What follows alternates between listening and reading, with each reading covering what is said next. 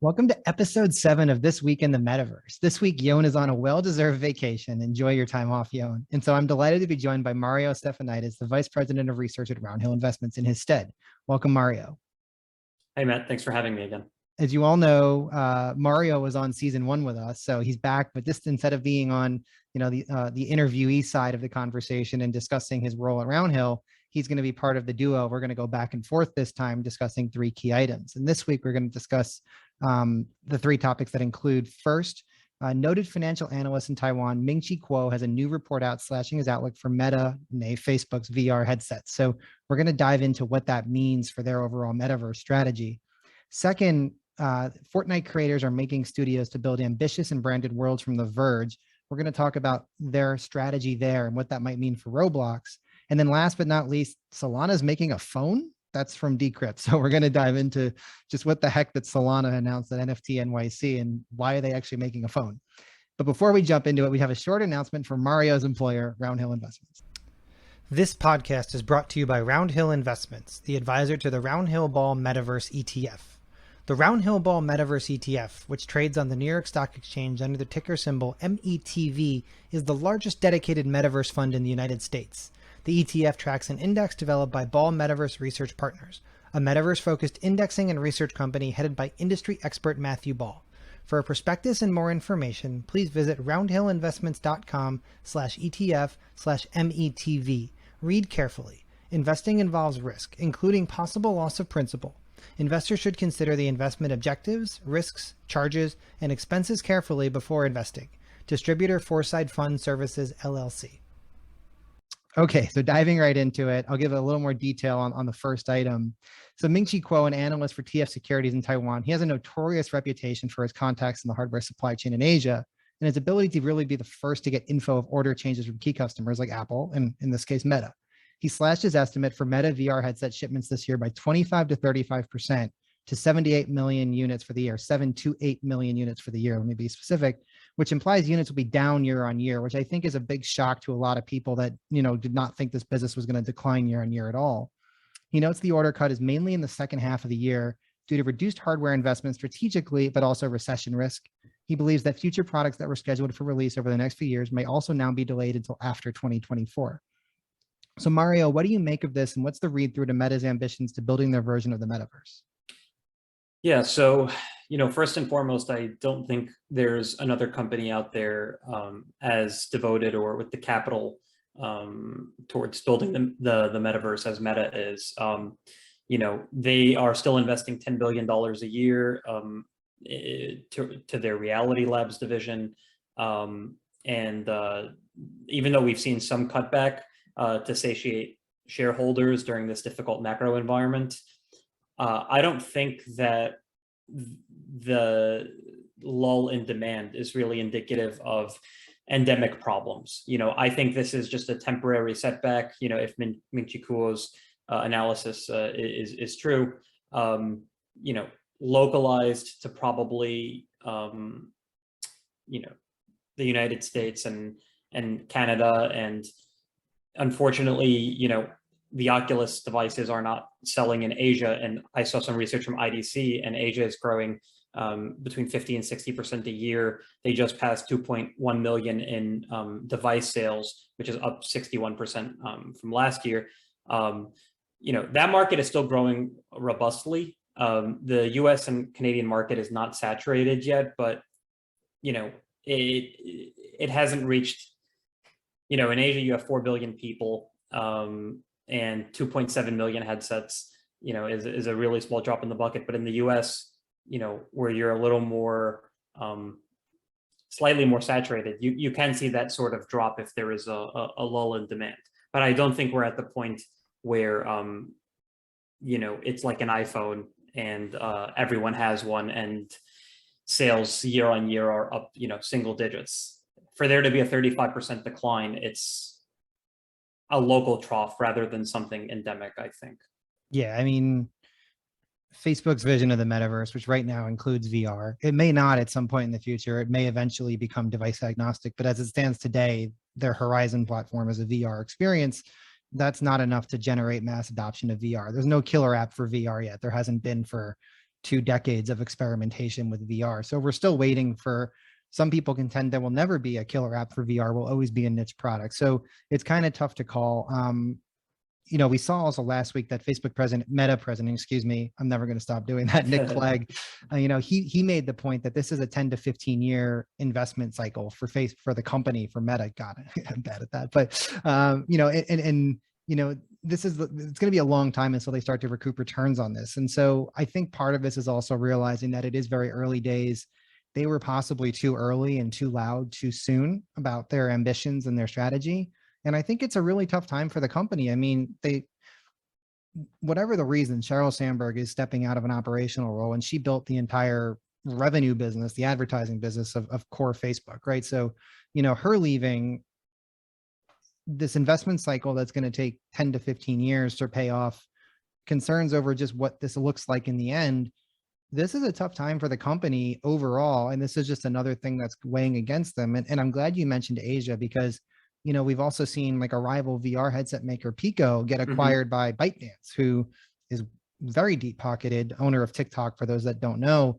They have billions and billions of dollars that they're going to invest in this, and they really want to become a big player. And whether it's the Chinese version of the metaverse or the global metaverse, they have huge ambitions. We saw Tencent forming a business unit to build hardware products and invest in XR, VR, AR combined. So clearly they're not alone in this. Clearly others are making these investments as well. It's just, we talked about this last week on TWIM, Tencent's investments are such a smaller scale, 300 people, not 10,000 people that Meta has working in Reality Labs. So, I just think they're too early, and this is kind of the bumps along the way to get there. Yeah. And I mean, it's, in Asia, you have a lot of competition now. There's 5 or 6 headset manufacturers that are responsible for 80% of the market share. And IQE also has a premium headset that's come out. Kind of every large cap tech company there has announced their own metaverse ambitions. And yeah, you're seeing a lot of demand there, and I'm sure Meta would like to be a portion of the pie with the Quest, but unfortunately the Chinese regulator has made it pretty clear that since the software side isn't allowed, since you can't log into Facebook, the hardware side also isn't allowed. And even though I believe the MetaQuest headsets are shifting to not require that sign-on, the hardware is still going to be disallowed, at least according to CCP guidance. So that market's going to continue to grow. And, I think on your podcast last week, you had mentioned that the Chinese metaverse is going to be, pretty different than the rest of the world metaverse. And I think that's exceedingly true. But that's not to say that that market can't be large or investable. It just means that US mega cap tech companies are not going to have a portion of that pie, at least at the outset. Totally agree. And if you want to learn more about the Chinese metaverse, the episode that just dropped today, Tuesday, June 28th, is all about the Chinese metaverse with Nina Shang and Alex Xu. That was a great conversation. So, we could spend the next hour discussing that, but we already did that with them. So go check that out. Yeah. And one other thing, relating to like Kuo's analysis, he shifted his timeline for Apple's mixed reality headset like multiple times. I think he first had a target of like early to mid 2021, and then it was late 2021. Then it was mid 2022. I think his latest analysis a couple months ago, and that says early 2023. So I don't know how good his read through is for VR and XR, but yeah, certainly timelines are being delayed. It's tough. It's tough. And I can kind of echo some of the sentiment, when I was based in Asia, the supply chain tells, you're only seeing the hardware side of the story. You're not seeing the software side of the story. You don't, you only are making guesses based on Apple's development of software, based on the hardware development. Everything I understand is the hardware is ready to go. It's the software side, but that's, entirely things that I hear. That's, nothing confirmed or anything. So who knows? It could be true. It could be not. So that we forget that they're also building an entirely new software stack to support this stuff. So that's also a big part of the reason why these dates continue to get shifted out. Yeah. And the software side has been challenging.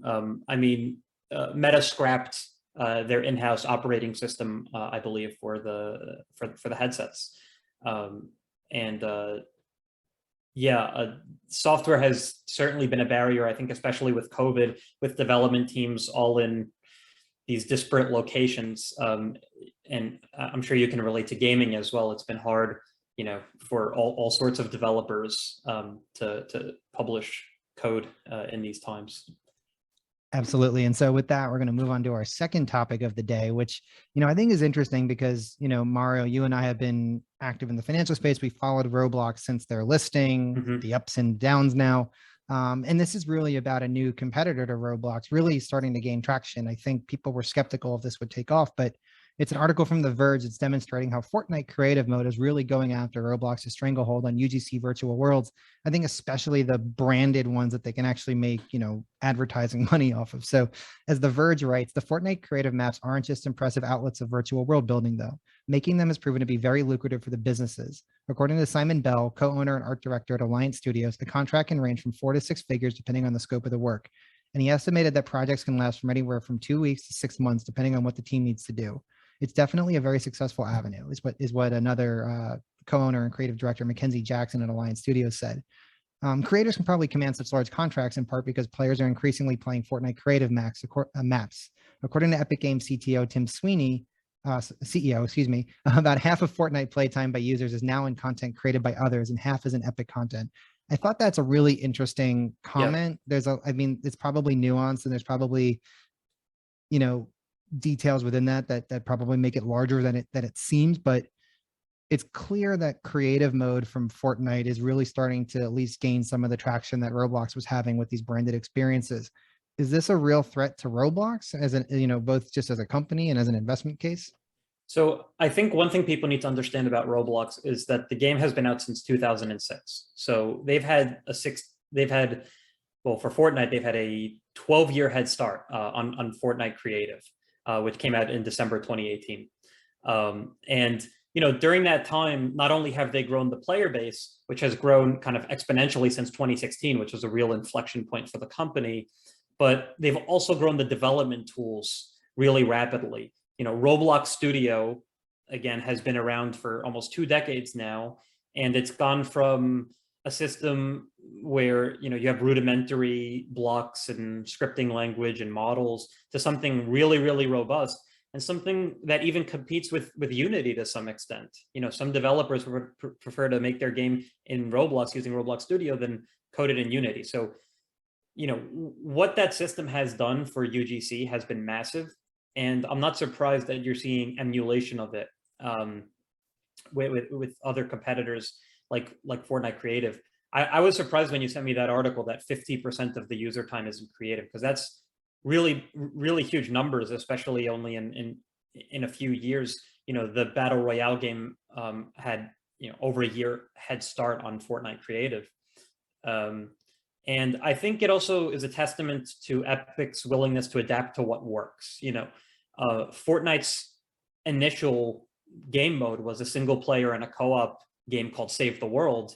And that really never had the same success as Battle Royale or Creative. So instead of continuing to pour resources into Save the World, they shifted their development resources to the Battle Royale and Creative, and increasingly Metaverse-like experiences like concerts and these massive concurrent events. So yeah, I don't think that it's necessarily a threat. I think it's an incumbent, but I don't think that that system yet is as robust as Roblox is, because you've had years of iteration and years of developers and players providing their feedback as to what works and what doesn't. And that just doesn't happen overnight. There's a reason that the inflection point for that game took a decade. So Fortnite, is not there yet, but certainly the game itself lends itself to these massive experiences. I totally agree. We've, on this podcast, we've talked about this with Mark Petit from Epic, from Unreal. We've talked about this with, Unity, head of Create. We've talked about this with Roblox. It's kind of a race to who can make these tools as low code to no code as possible first, because whoever makes these tools as accessible as possible, or even NVIDIA, we talked about it with Rev, whoever makes these tools as accessible as possible is going to win, because they're going to be able to get the most developers on board and creators as quickly as possible. And this is true for branded experiences too, because I don't think companies want to take all the risk of hiring developers to manage a Roblox experience for them and manage a Fortnite creative mode. They want to outsource it to a contractor. Mm-hmm.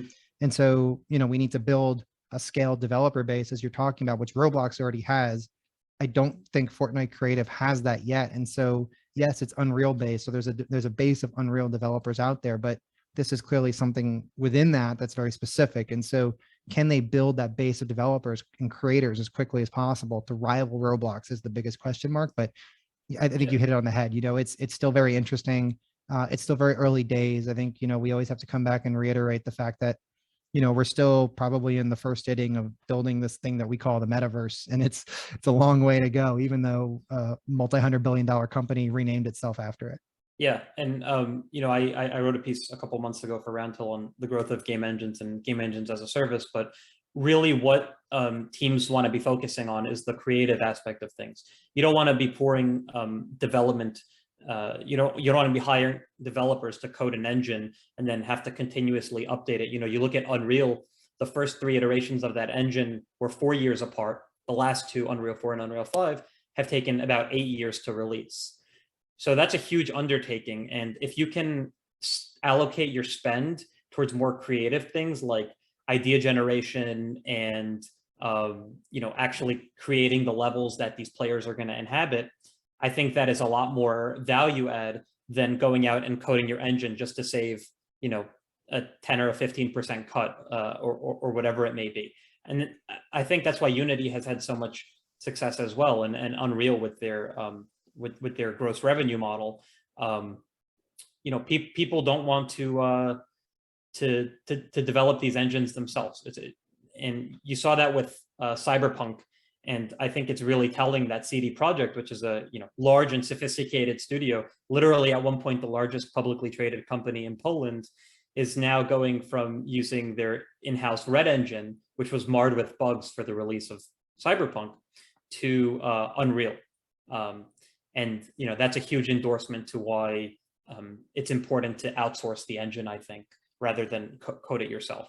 So Amazon, if you're listening, give up on Lumberyard. All right. And then I think we'll move on to our last topic for today. This came out of NFT NYC, and Solana made some interesting announcements. I teased it with the phone, but I actually think the more interesting part that's relevant to this whole concept of the metaverse is the software stack they announced. But it's nice to lead it with the phone because it's just like, what the heck? Anyways, as Decrypt writes, Solana Labs announced the launch of the Solana mobile stack software ecosystem for Android, along with an upcoming Android smartphone called Saga. Solana Mobile Stack SMS is an open source software kit designed to enable the development of native Android apps built around the Solana blockchain. They also announced a custody software suite for private keys and seed phrases in a new dApp store to support Solana apps.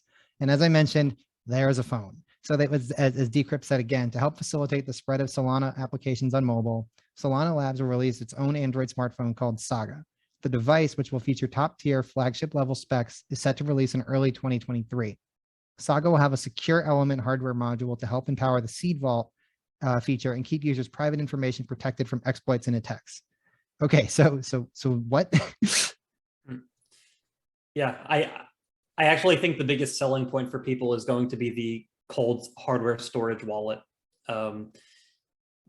People's phones have transcended just calling and texting, and people now use their phones for everything. Hell, I don't even carry around a wallet half the time because I use Apple Pay for everything. And if a restaurant doesn't take it, I just won't eat there. Or if a store doesn't take it, I won't shop there. But luckily, I think it has over 90% acceptance or something, since it can really work with any, near field reader. For Solana, I think the biggest thing is going to be having your phone also be the custodian of your crypto assets, and integrating that with payment software. I don't think anyone wants to carry around a USB stick that has their cold hardware wallet on it. And I also don't think a lot of these people in the crypto ecosystem, especially the more sophisticated people, want to keep their money on an online wallet or in a hot wallet. So I think that is the biggest selling point. I think the dApps that are going to be built on top of the new software stack are also really interesting, though. For the first time, you kind of have a blockchain crypto-centric phone. I think there were developments of a similar phone also on Android in 2018, but never panned out. Now we're going to finally have that for the first time at a rumored premium price point of $1,000. So if you're shopping for an Android phone and you're in that ecosystem already, and you're a crypto user, I think this is going to be your go-to device for a number of reasons. Yeah, I mean, a high quality hardware wallet, like like a plug-in one, whatever, already costs you a couple $100. Yep. So take that off of the price of the phone, and it's kind of comparable to like the high-end Pixels at that point, and that's basically what it looks like you're getting. And so I think is exactly as you said, it's a niche product, it's a proof of concept, and I think as they build out these dApps for hard storage on any phone, I think that's going to have value because, we recorded an episode that's coming out in a few weeks with Tim O'Reilly, and we talked about how we really don't have decentralization in quote unquote Web3. Mm-hmm. I use the term, we don't have Web3, we have Web A16Z right now, but what we really have is just centralization in different companies, right? Coinbase, Binance, OpenSea, these types of platforms are the new centralized platforms as opposed to Apple and Google and Facebook right now in Web 2. So if you take control of everything in your own wallet, in your own environment, you're helping to kind of, reduce the power of these centralized, decentralized platforms that are forming in quote unquote Web3. And so I think as you think about the metaverse and taking control of your data, of your identity, of who you are in the digital world, that becomes extremely valuable. And that's where this is actually quite interesting. And so I know I led with the phone and it's a joke, but I do think the software that's being built, regardless of that the phone is successful or not, can hopefully get us to a point where people can really have control over their digital identities. Yeah, and I think Solana can be the token for that. I think they're in the middle of like an 85% drawdown right now, but I think excitement around dApps that are going to be built on the Solana blockchain, is a big one. I think in OpenSea you can pay with Solana, right? I think in addition to ETH, I think they started support for Solana as well recently. Yeah. Yeah. So in addition to ETH and wrapped ETH, you can pay in Solana. I'm sure they're going to create maybe their own marketplace that is Solana exclusive. And as NFTs, kind of re-rise from the ashes, I think they'll be able to capitalize on that tailwind. But yeah, it's super interesting that we're getting a hardware device finally that's focused on crypto. It's been such a software story for the last 5 years that now transcending that and integrating hardware, it's almost reminiscent of kind of what Apple does with their mixed hardware and services strategy. Yeah, I mean, let's also just reset expectations, everything, right? I mean, crypto as an industry has been around for a decade, if you're being generous. Mm-hmm. Like that's when the Bitcoin white paper was written. Realistically, a lot of the investment in building protocols for decentralized finance and things like that and identity is the last 5 years. It took 20 years of building protocols in the internet for that to create a bubble in financial markets, which collapsed. And then we got large companies. So if you're just comparing where we're at in developing crypto blockchain infrastructure and how that relates to the metaverse, it's still insanely early. And a lot of the hard work, the picks and shovels work is still being done. We don't even have all the protocols laid today. And so I think from that perspective, an 85% drawdown, if you truly believe in this stuff, you shouldn't care about it because you shouldn't care about the financial return right now on a token because the stuff isn't built yet. Yeah, no, I agree. And I think it's promising that we got the Metaverse standards forum that's, includes basically all of the top names in the Metaverse, NVIDIA's Omniverse and crypto.